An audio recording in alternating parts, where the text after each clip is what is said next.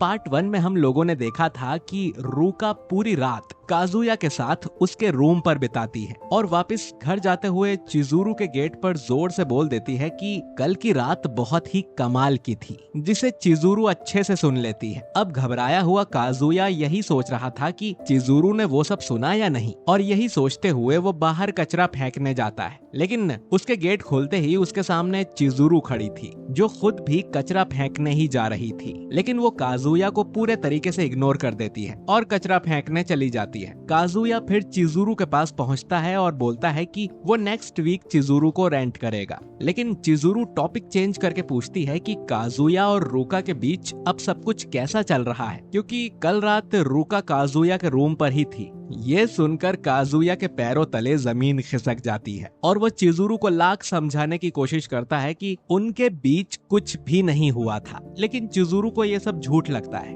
अब काजुया को बिल्कुल समझ नहीं आ रहा था कि वो चिजुरू को समझाए तो समझाए कैसे। तभी उसे याद आता है कि चिजुरू का बर्थडे जल्द ही आने वाला है, तो वो चिजुरू को एक बर्थडे गिफ्ट दे देगा और उसने रूका के साथ कुछ भी नहीं किया ये भी समझा देगा। पर काजुया को लड़कियों को गिफ्ट देने का कोई भी एक्सपीरियंस नहीं है, तो वो गिफ्ट चूज करने के लिए सुमी के साथ एक डेट फिक्स कर लेता है और सुमी से पूछ भी लेता है कि उसे चिजुरू को गिफ्ट में क्या देना चाहिए। तो सुमी उसे कुछ आइडियाज देती है, जैसे रोमांटिक नॉवेल या एक फ्लावर्स का बकेट। लेकिन चिजुरू ऐसी लड़की नहीं है जिसे ये सब पसंद आए। तभी सुमी को कुछ याद आता है और वो काजुया को एक डिपार्टमेंटल स्टोर की छत पर ले जाती है। वहाँ पर बच्चों के लिए एक पावर रेंजर्स का शो चल रहा था। अब काजुया को ये समझ नहीं आता है कि सुमी उसे यहाँ क्यों लाई है, लेकिन उस शो को देखकर काजुया को अपने बचपन की याद आ जाती है। लेकिन तभी काजुया को पिंक रेंजर की आवाज थोड़ी जानी पहचानी लगती है और तभी उसे रियलाइज होता है कि पिंक रेंजर तो असल में चिजुरू है और सुमी उसे यहाँ इसीलिए लाई थी ताकि काजुया को बर्थडे गिफ्ट के लिए कोई हिंट मिल सके। और ऐसे ही शाम के 6 बज जाते हैं और दोनों की डेट भी खत्म हो जाती है। लेकिन जाने से पहले सुमी काजुया को बताती है कि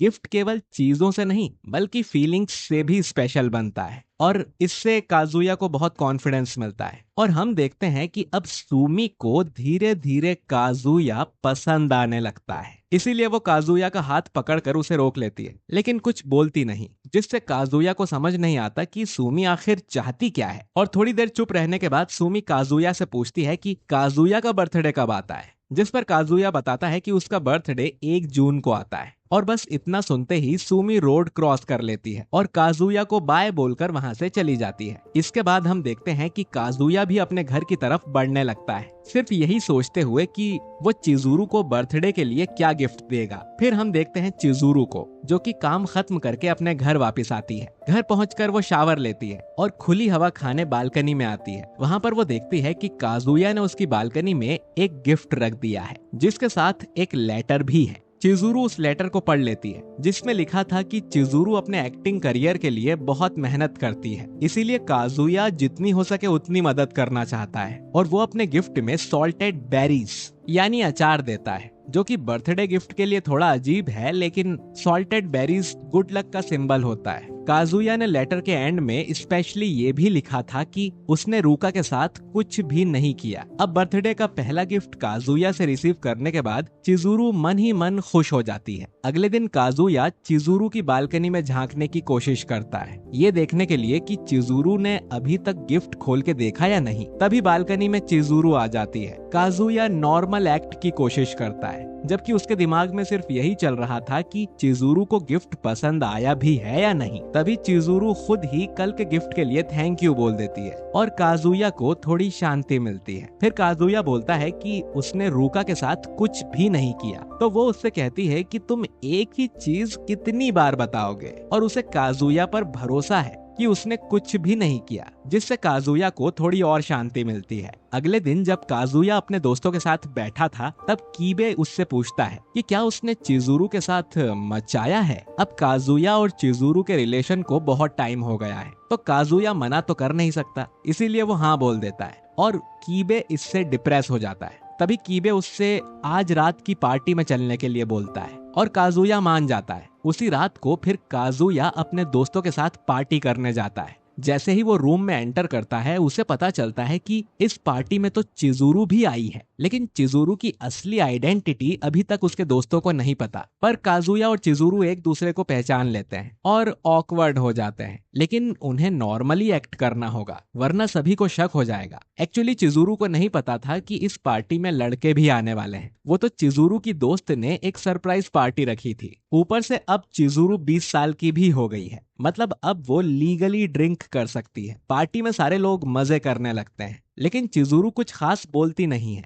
जिससे सभी लोग चिजुरू की तरफ ज्यादा ध्यान देने लगते हैं। यहाँ तक कि चिजुरू की दोस्त उसके चश्मे को भी उतार देती है। लेकिन अब तक सभी ने काफी ड्रिंक्स पी ली थी, तो कोई भी चिजुरू को पहचान नहीं पाता है। फिर वो लोग टाकेनोको नाम का एक गेम खेलने लगते हैं, जिसमें हारने वाले को बियर का पूरा जंबो ग्लास एक ही बार में खत्म करना होता है। जिस गेम की शुरुआत में ही चिजुरू आउट हो जाती है। अब उसे बियर का पूरा ग्लास एक ही बार में खत्म करना होगा, लेकिन चिजुरू सभी का मजा खराब नहीं करना चाहती थी, इसीलिए वो एक ही बार में पूरा ग्लास खत्म कर देती है। ये देखकर काजुया को चिंता होने लगती है कि अगर ऐसा ही चलता रहा और चिजुरू ने ज्यादा पी ली तो वो खुद पर कंट्रोल नहीं रख पाएगी। इसीलिए काजुया गेम में जानबूझकर हारने लगता है ताकि सारी ड्रिंक्स वो पी ले और चिजुरू इस सिचुएशन से बाहर निकल पाए। वहाँ पर बैठे सारे दोस्त यही सोच रहे थे कि काजुया इस गेम में सबसे बुरा है, लेकिन क्योंकि चिजुरू ने ज्यादा नहीं पी थी, इसीलिए वो साफ देख पा रही थी कि काजुया ये जानबूझकर कर रहा है। फिर फाइनली पार्टी खत्म होती है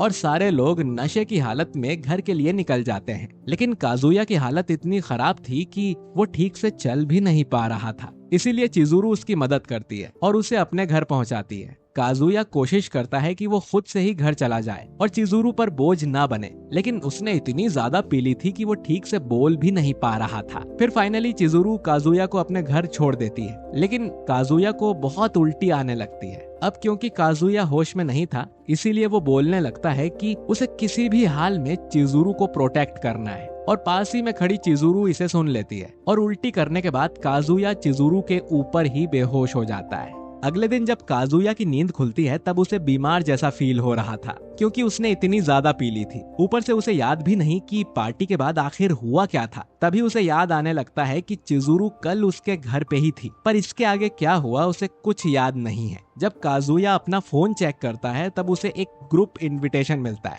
और इस ग्रुप में वही सारे लोग हैं जो कल पार्टी में थे। और कमाल की बात तो ये है कि इस ग्रुप में चिजुरू भी ऐड है। इसका मतलब कि चिजुरू का पर्सनल फोन नंबर। अब तक काजुया चिजुरू को सिर्फ रेंटल ऐप के जरिए ही कांटेक्ट करता था, लेकिन काजुया चिजुरू को ऐड करने की हिम्मत नहीं जुटा पाता था कि कहीं चिजुरू उसे चिपकू ना समझने लगे। अगले दिन जब काजुया काम पर जाता है तब वहाँ पर रूका काजुया से पूछती है कि क्या अब काजुया वो करने के लिए तैयार है जो कि वो लोग नहीं कर पाए थे, जिस पर काजुया उसे साफ मना कर देता है। तभी वहाँ पर एक कस्टमर आ जाती है जो कि कोई और नहीं बल्कि मामी होती है, जिसे देख काजुया के होश उड़ जाते हैं। मामी वहां पर अपने कॉलेज प्रोजेक्ट को कंप्लीट करने आई थी, क्योंकि वो घर पर फोकस नहीं कर पा रही थी। अब काजुया और मामी को इतनी कैजुअली बात करते देख रूका को शक हो जाता है और रूका उनकी बातें सुनने लगती है। मामी जो कि रूका के बारे में नहीं जानती थी, वो कैजुअली बोल देती है कि एक टाइम था जब हम भी यहाँ पर साथ में आया करते थे, जिससे रूका का शक यकीन में बदल जाता है। इसीलिए वो रूम में आती है और मामी से पूछती है कि एग्जैक्टली उन दोनों का क्या रिलेशन है, जिस पर मामी बताती है कि बस वो दोनों क्लासमेट्स हैं और कुछ नहीं। लेकिन मामी बात को खत्म नहीं करती, उल्टा रूका से पूछती है कि कहीं वो काजुया को पसंद तो नहीं करती। इस पर रूका बस बोलने ही वाली थी कि वो उसकी गर्लफ्रेंड है, लेकिन तभी काजुया रूका के मुंह पर हाथ रख देता है और उसे कुछ भी बोलने नहीं देता। अब रूका समझ जाती है कि ये वही लड़की है जिससे ब्रेकअप के बाद काजुया ने चिजुरू को रेंट किया था, और जिस तरीके से काजुया बताने से डर रहा है उससे तो यही लगता है कि उसके मन में अभी भी मामी के लिए फीलिंग्स बची हैं। मतलब अब काजुया के लिए रूका 3rd नंबर पे आ चुकी है। काजुया जल्दी से रूका को बाहर ले जाने की कोशिश करता है, लेकिन रूका उसका हाथ पकड़कर उसे भी रूम में ले आती है और रूका जोर से बोलती है कि वो उसकी गर्लफ्रेंड है, और वो मामी से कहती है कि बेहतर होगा अगर तुम काजुया का पीछा करना छोड़ दो। तभी मामी पूछती है कि अगर वो उसकी रियल गर्लफ्रेंड है तो फिर वो गर्लफ्रेंड को रेंट क्यों करता है। अब क्योंकि चिजुरू के बारे में रूका को पहले से ही पता है, इसीलिए रूका बोलती है कि इसकी परमिशन खुद रूका नहीं दी है, सिर्फ क्योंकि उसका दिल बहुत बड़ा है इसीलिए। ये सुनकर मामी टेबल पर पेमेंट रख देती है और बोलती है कि उसका किसी को हर्ट करने का कोई मकसद नहीं था, और मामी वहाँ से चली जाती है। काजुया रूका पर गुस्सा करने ही वाला था, लेकिन तभी रूका रोने लगती है कि वही उसकी असली गर्लफ्रेंड है। तो काजुया ये बात सबके सामने बोलने से क्यों डरता है। वहीं दूसरी तरफ मामी ये सब देखकर बहुत गुस्से में आ जाती है कि काजुया की एक और गर्लफ्रेंड भी है। ऊपर से ये नई गर्लफ्रेंड चिजुरू के बारे में सब जानती है और उससे उसे कोई दिक्कत भी नहीं। तो क्या जो पर्स मामी ने काजुया के घर देखा था वो रूका का था? मामी ये सब सोच ही रही थी कि तभी अगले स्टेशन पर चिजुरू भी मेट्रो में चढ़ जाती है, जिसके हाथ में वही कल वाला बैग होता है। मामी इशारे से चिजुरू को अपने पास बैठने के लिए बुला लेती है, लेकिन पूरे रास्ते वो दोनों कुछ खास बातें नहीं करते। कुछ देर बाद चिजुरू का स्टॉप आ जाता है और मामी भी वहीं पर उतर जाती है, और जाने से पहले वो चिजुरू से पूछती है कि क्या वो अभी भी काजुया से मिलती है, जिस पर चिजुरू साफ मना कर देती है और मामी स्माइल करते हुए घर चली जाती है। फिर हम देखते हैं काजुया को, जो कि रूका से कॉल पर बात कर रहा था। रूका उससे आज के लिए माफी मांगती है, क्योंकि एक्स हो या ना हो वो है तो काजुया की क्लासमेट ही, तो उसे थोड़ा सोच समझ के बोलना चाहिए था। लेकिन काजुया उसे माफ कर देता है, क्योंकि रायता पहले से ही बहुत फैला हुआ था। इसके बाद हम देखते हैं काजुया को, जो कि दुनिया का सबसे बड़ा सिंप है। वो चिजुरू को एक बार फिर से रेंट कर लेता है, लेकिन अब चिजुरू की रैंक अपग्रेड हो गई है, साथ ही उसका पर घंटे का रेट 6000 येन हो गया था। लेकिन अपने मजे के लिए काजुया 6000 येन नहीं देखता और चिजुरू को रेंट कर लेता है। लेकिन अब क्योंकि वो ज्यादा पैसे दे रहा है, इसीलिए काजुया एक रिक्वेस्ट भी करता है कि चिजुरू डेट पर हाई स्कूल की यूनिफॉर्म पहनकर आए, ताकि वो हाई स्कूल रोमांस एक्सपीरियंस कर सके। फिर फाइनली चिजुरू डेट पर पहुंच जाती है और उसे ऐसे कपड़ों में देखकर काजुया हैरान रह जाता है, क्योंकि वो ड्रेस नॉर्मल साइज से थोड़ी ज्यादा ही छोटी थी। इस बार काजुया ने डिसाइड कर लिया था कि आज वो खुद को नहीं रोकेगा और जितना मजा हो सके उतना मजा करेगा। इसीलिए काजुया चिजुरू को अपना हाथ पकड़ने के लिए बोलता है। इससे आसपास खड़े सभी लोग काजुया से जलने लगते हैं, क्योंकि ऐसी लड़की के साथ तो सभी लोग डेट पर जाना चाहेंगे यार। फिर डेट में आगे काजुया चिजुरू के क्लोज आने की कोशिश करता है, और चिजुरू सब कुछ समझने के बावजूद भी काजुया को ऐसा करने देती है, और बिल्कुल ही नॉर्मल टीनेज कपल्स की तरह वो दोनों टाइम स्पेंड करते हैं। लेकिन तभी उन्हें रास्ते में सुमी दिख जाती है, और अगर सुमी ने उन्हें ऐसे देख लिया तो इन दोनों से ज्यादा तो सुमी खुद ही एम्बेरस हो जाएगी। इसीलिए वो दोनों सुमी से बचते हुए निकलने की कोशिश करते हैं, लेकिन तब भी सुमी उन्हें देख लेती है। इसके बाद काजुया का फाइनल प्लान शुरू होता है, जिसमें उसे चिजुरू के साथ कुछ फोटोज लेनी थी। इसीलिए वो चिजुरू को फोटोज बूथ पर लेकर जाता है, लेकिन एंड टाइम पर काजुया बहुत ज्यादा नर्वस हो जाता है, क्योंकि अब उन्हें कपल्स पोज में फोटोज खिंचवानी थी, जैसे हार्ट शेप बनाते हुए, हाथ पकड़ते हुए, गले मिलते हुए और फाइनली किस करते हुए। और ये देखते ही देखते दोनों बहुत ऑकवर्ड फील करने लगते हैं। अब काजुया के मन में बहुत लड्डू फूटने लगते हैं, लेकिन तभी चिजुरू हैंड साइन से किस करने को बोलती है, और इस फोटो के साथ दोनों ऑकवर्ड सिचुएशन से बाहर निकल जाते हैं। अब काजुया को बस इंतजार था कि कब फोटोज मशीन से बाहर आएंगी, क्योंकि ये फोटोज ही उनकी इस डेट का सबूत है। और काजुया के पास चिजुरू की कोई फोटो नहीं थी, लेकिन तभी वहाँ पर चिजुरू की जूनियर्स आ जाती हैं, और चिजुरू ने स्कूल कंप्लीट करने के बाद भी स्कूल यूनिफॉर्म पहनी हुई थी, जो कि अपने जूनियर्स के सामने एक एम्बैरेसिंग मोमेंट होगा। इसीलिए चिजुरू काजुया का हाथ पकड़कर वहाँ से भागने लगती है, लेकिन अभी तक मशीन से काजुया की फोटोज तो निकली ही नहीं थी, जिससे काजुया खून के आंसू रोने लगता है। और काजुया की ऐसी हालत देखकर चिजुरू उसे फेरी व्हील पर चलने को बोलती है, जिससे काजुया को रिलीफ मिलता है। फेरी पर चढ़ने से पहले उन दोनों की एक कपल फोटो ली जाती है। फिर वो दोनों फेरी में बैठ जाते हैं, लेकिन काजुया अपने सामने इतनी सुंदर लड़की को देखकर